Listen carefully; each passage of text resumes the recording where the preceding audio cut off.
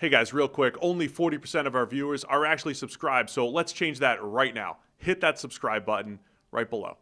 Every day with IM8, go to im8health.com/CTM and use code CTM for a free welcome kit, 5 free travel sachets, plus 10% off your order. That's IM8, HEALTH.com/CTM, code CTM for a free welcome kit, 5 free travel sachets, plus 10% off your order, im8health.com/CTM, code CTM. These statements have not been evaluated by the Food and Drug Administration. This product is not intended to diagnose, treat, cure, or prevent any disease.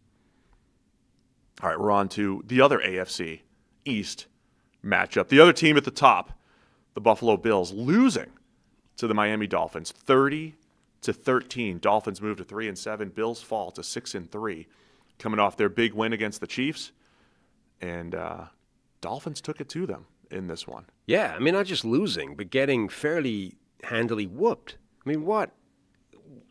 This makes no sense. So I'm a little torn on handily whooped. I think it was the turnovers again, man. But there's problems with the Bills' offense in this one. Yeah. There's problems, stopping Miami's offense and giving up big plays. Certainly, before. I mean, my take on this was before Devin Achane, really ran away with it at the end. But every time Buffalo, because they're down 16-0, it felt like they're playing a little tight, right? Margin for error is getting a little bit tighter. But every time they started moving the ball, they turned it over. Red zone interception by Josh Allen. I would call that unforced. Just missed a throw. It was, yeah. Just missed a throw in the end zone. That's on the Bills. Like it looked, I couldn't tell if it was a miscommunication of some kind because it was a bad throw. He was well off and threw it right to a guy. You have James Cook fumbling. You have Josh Allen fumbling. Yep. And so on like a sneak, they run like a tush push play. Yeah. And then they run a tush push play. It gets through the line, and he's like rumbling for 20 yards as part of this convoy. And then suddenly, was it Minka? No, Minka recovered it. Somebody comes in, punches the ball out, and it's loose. It's like, yeah, every probably time. Jordan Brooks, because he was just flying around making plays. High energy Jordan Brooks. My point being, the score ends up 30-13, and it's not. I mean, that's not an unreasonable score for this game. Miami jumped out to like a 2-touchdown lead right away, and Buffalo never really pegged it back. Every time they threatened to do that, they would then screw something up and fall back behind again. And, I mean, they never really looked likely to execute this comeback. That's what, well, it depends on how you view it. I'm viewing it as they started to move the ball. Like, were there issues with Buffalo's offense? Yes. Did they, had some ugly third down plays? They needed to rely on one or two superhuman Josh Allen third down conversions. It's not clean. They were coming off of a clean game against the Chiefs. It was like, we're going to run it, and if we only pick up 2, okay, we got play action, we're going to get those yards back. Then they're going to run it with James Cook, and he's going to pick up 8, and then he's going to pick up 10. Like, they had such a clean, on-schedule game against the Chiefs last week. Had all the answers for Spags. You made the point. They exploited their linebackers, the underneath coverage. They're uniquely set up to attack Kansas City's defense with their yak monsters, Khalil Shakir and Dalton Kincaid and James Cook and their other backs. Like, they're set up to beat them, and they executed it perfectly. And this game just felt more disjointed from Buffalo's perspective. And again, credit Miami. Like, a few times over these last few weeks, they've played hard.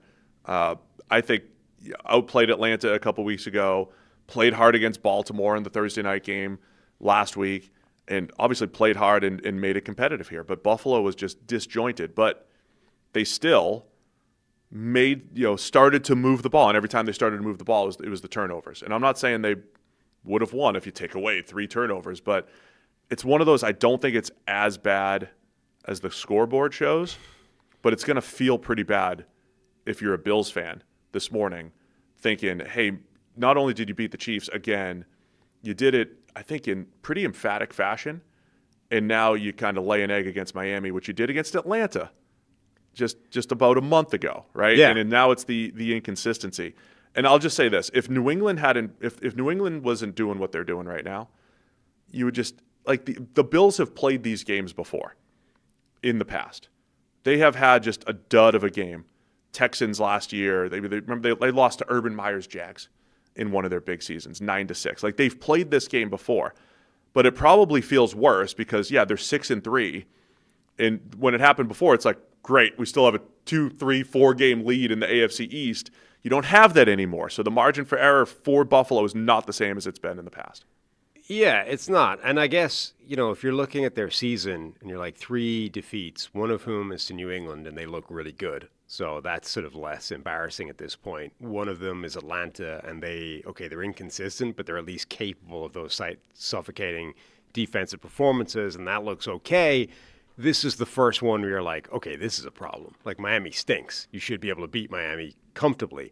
And it's not even that, okay, yeah, Buffalo, a lot of it was their own mistakes and turnovers and stuff. It's not like Miami played a clean game either. Like, this isn't one where Miami showed up and they were perfect for the first time this season and Buffalo made a bunch of mistakes.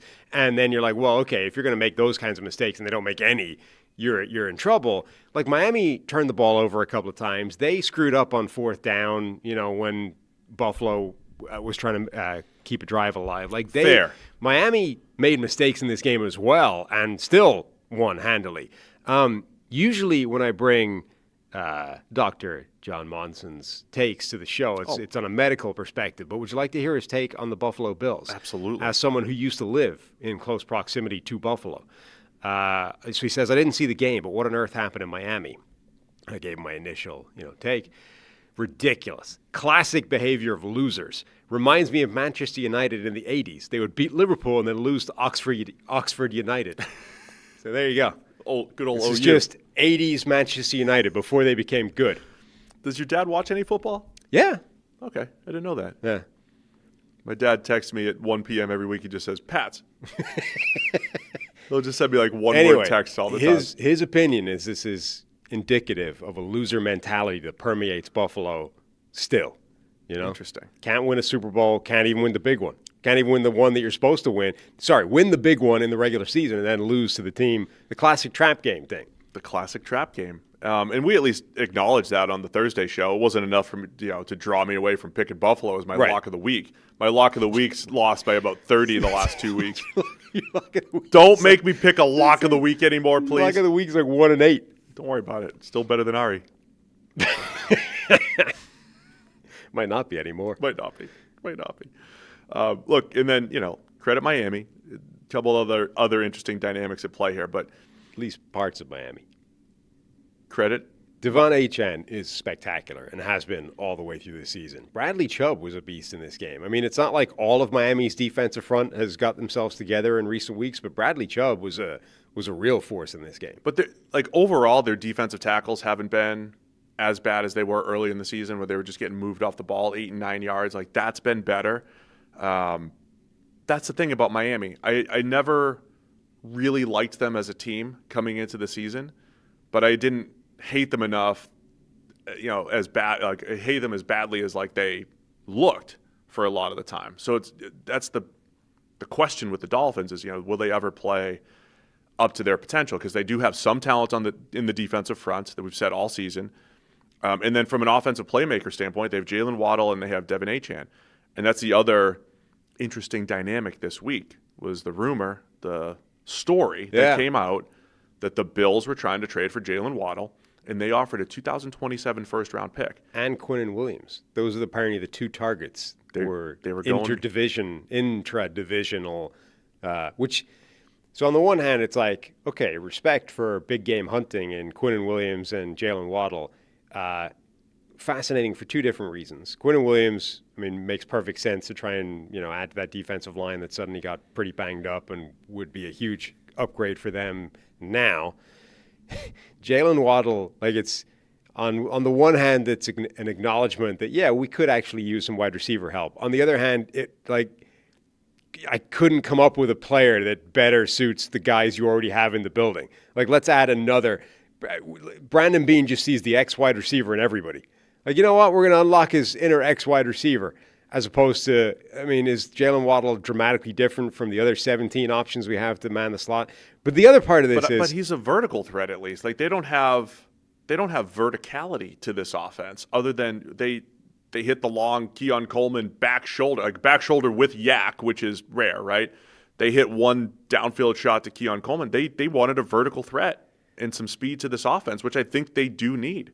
Yeah, but the other part of this is, I mean, is that a serious thing? Like, okay, kudos for having for really going after the big names. On the other hand, they're both in your division. You're not going to get trade, like neither one of those teams is going to trade one of their better players to Buffalo. So, like, do you even deserve credit for picking up that phone and asking at that point? Because the answer is no, obviously. Was it Brandon who was saying who said all the young GMs are playing fantasy? Like they came up playing fantasy football, so they make more trades? I don't know. Was that Brandon? It was one of the GMs who said that. I don't know. I mean, he was trying. Yeah, I think but like that's trying.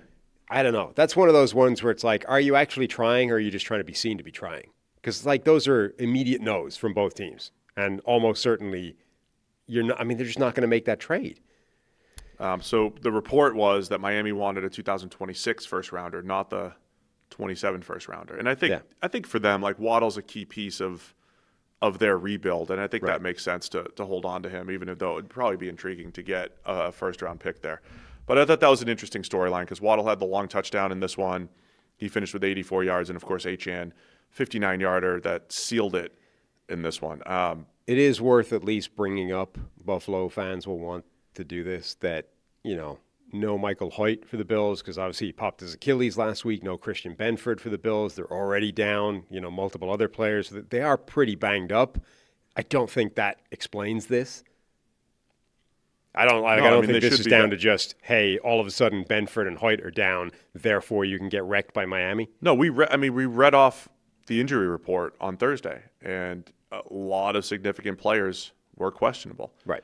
But I think the question in Buffalo is, Josh Allen, he got sacked 3 times in this game, had the fumble on the sneak, had the bad interception. So I don't want to oversimplify it and say they spent how many straight games did they win the turnover battle?